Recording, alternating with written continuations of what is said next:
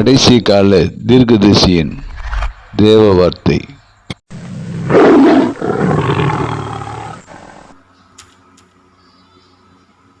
இம்மைக்காக மாத்திரம் நாம் கிறிஸ்துவின் மேல் நம்பிக்கை உள்ளவர்களாயிருந்தால் எல்லா மனுஷரை பார்க்கிலும் பரிதபிக்கப்படத்தக்கவர்களாயிருப்போம்.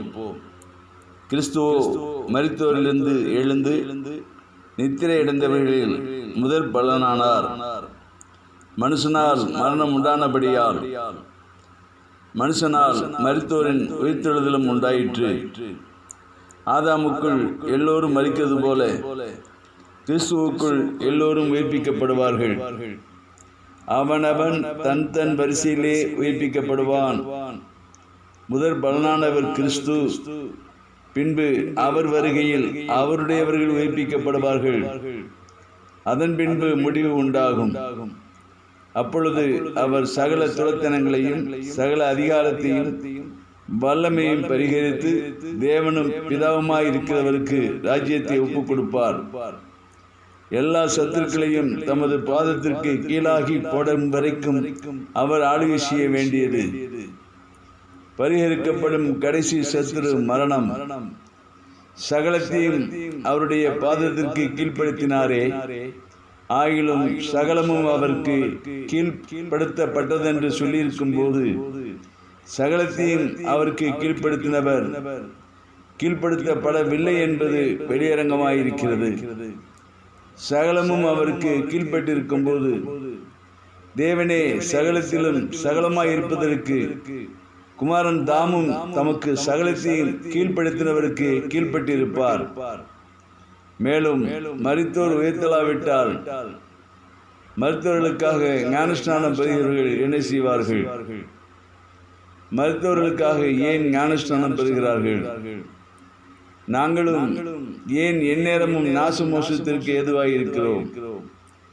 நான் அனுதினமும் சாகிறேன். அதை நம்முடைய கர்த்தராகிய கிறிஸ்து இயேசுவினால் உங்களை குறித்து நான் பாராட்டுகிற மேன்மையை கொண்டு சத்தியமாய் சொல்லுகிறேன். நான் எபேசுவிலே துஷ்ட மிருகங்களுடனே போராடினேன் என்று மனுஷர் வழக்கமாய் சொல்லுகிறேன். அப்படி போராடினதினாலே எனக்கு பிரயோஜனம் என்ன? மரித்தோர் உயிர்த்தெழாவிட்டால் புசிப்போம் குடிப்போம் நாளைக்கு சாவோம் என்று சொல்லலாமே. மோசம் போகாதிருங்கள். ஆகாத சம்பாசனைகள் நல்லொழுக்கங்களை கெடுக்கும். நீங்கள் பாவம் செய்யாமல் நீதிக்கேற்று விழித்துக்கொண்டு தெளிந்தவர்களாயிருங்கள். சிலர் தேவனை பற்றி அறிவில்லாதிருக்கிறார்களே, உங்களுக்கு வெட்கமுண்டாக இதை சொல்லுகிறேன். ஆகிலும் மரித்தோர் எப்படி எழுந்திருப்பார்கள்? எப்படிப்பட்ட சரீரத்தோட வருவார்கள் என்று ஒருவன் சொல்வானாகில், புத்தியீனனே, நீ விதைக்கிற விதை சேர்த்தால் ஒழிய உயிர்ப்பிக்க மாட்டாதே.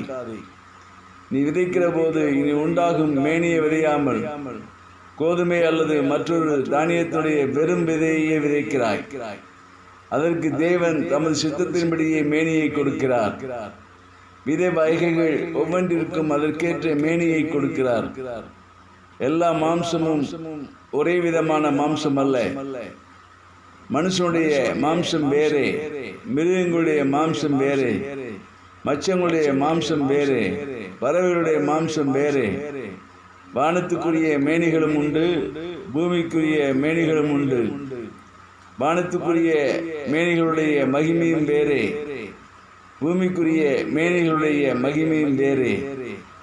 சூரியனுடைய மகிமையும் வேறே, சந்திரனுடைய மகிமையும் வேறே, நட்சத்திரனுடைய மகிமையும் வேறே.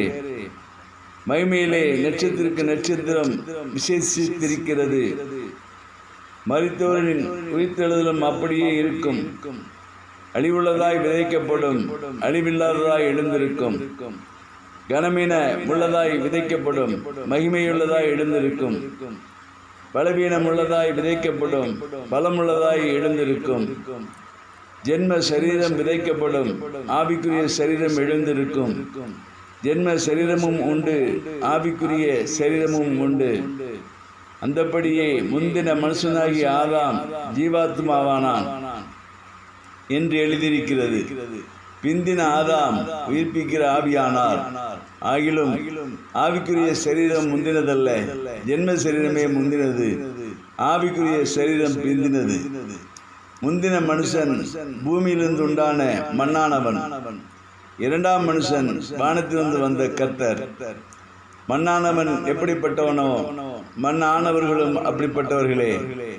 வானத்துக்குரியவர் எப்படிப்பட்டவரோ வானத்துக்கு உரியவர்களும் அப்படிப்பட்டவர்களே. மேலும் மண்ணானவனுடைய சாயலை நாம் அணிந்திருக்கிறது போல வானருடைய சாயலையும் அணிந்து கொள்வோம். சகோதரரே, நான் சொல்லுகிறது என்னவெனில், மாம்சமும் இரத்தமும் தேவனுடைய ராஜ்யத்தை சுதந்திரிக்க மாட்டாது. அழிவுள்ளது அழியாமையை சுதந்திரிப்பதும் இல்லை. இதோ ஒரு ரகசியத்தை உங்களுக்கு அறிவிக்கிறேன். நாம் எல்லோரும் நித்திரையடைவதில்லை. ஆகிலும் கடைசி எக்காலம் துணிக்கும் போது ஒரு நிமிஷத்திலே, ஒரு இமைப்பொழுதிலே நாம் எல்லோரும் மறுரூபமாக்கப்படுவோம். எக்காலம் துணிக்கும். அப்பொழுது மரித்தோர் அழிவில்லாதவர்களாய் எழுந்திருப்பார்கள். நாமும் மறுரூபமாக்கப்படுவோம். அழிவுள்ளதாகிய இது அழியாமையையும் சாவுக்கேதுவாகிய இது சாவாமையையும் தரித்து கொள்ள வேண்டும். அழிவுள்ளதாகிய இது அழியாமையையும் சாவுக்கேதுவாகிய இது சாவாமையையும் தரித்து கொள்ளும் போது மரணம் ஜெயமாக விழுங்கப்பட்டது என்று எழுதியிருக்கிற வார்த்தை நிறைவேறும். மரணமே உன் கூர் எங்கே? பாதாளமே உன் ஜெயம் எங்கே? மரணத்தின் கூர் பாவம், பாவத்தின் பலன் நியாயப்பிரமாணம். நம்முடைய கர்த்தராகிய இயேசு கிறிஸ்துவினாலே நமக்கு ஜெயம் கொடுக்கிற தேவனுக்கு ஸ்தோத்திரம். ஆகையால் எனக்கு பிரியமான சகோதரரே, கர்த்தருக்குள் நீங்கள் படுகிற பிரயாசம் விருதாவாய் இராதென்று அறிந்து நீங்கள் உறுதிப்பட்டவர்களாயும் அசையாதவர்களாயும் கர்த்தருடைய கிருபையிலே எப்போதும் பெருகிறவர்களுமாயும் இருப்பீர்களாக. ஆமென்.